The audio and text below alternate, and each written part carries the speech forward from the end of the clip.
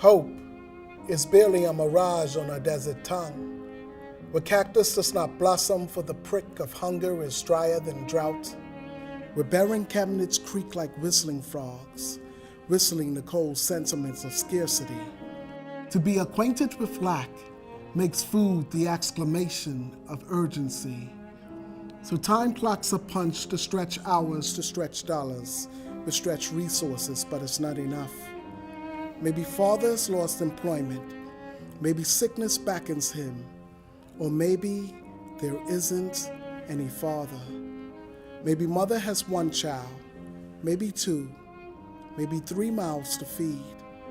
Maybe the embarrassment of not having is greater than finding help, for judging eyes focus like cobras. Forked tongues of gossip and ignorance slither in shame.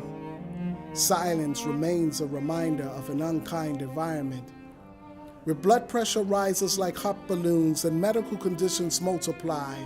Healthcare costs flare like brilliant peacock feathers. There's no beauty in misery, just stress. Just stress.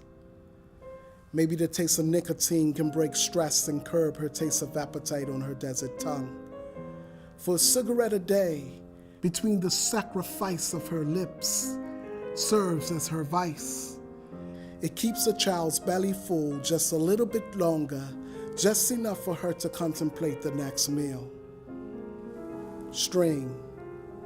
It's the width of her budget. Nutrition is left dangling on strings like piñatas. Food deserts replace farmers' markets like urban replaces soil. Processed in place of organic, it's the new dynamics of food. With healthy meals come hefty prices.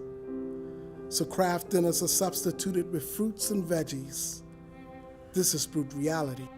In urban neighborhoods, convenience stores pump processed poison like neighborhood pushers.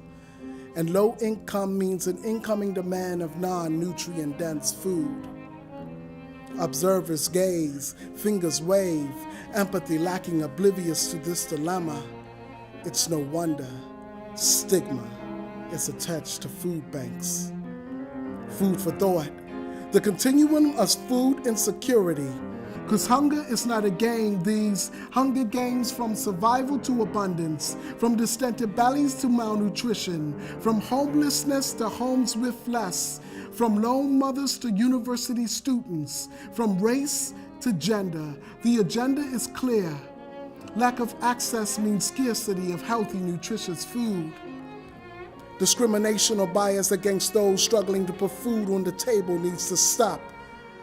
How quickly tables can be turned. Grief spills in all directions, and truth is, many Nova Scotians cannot afford healthy food.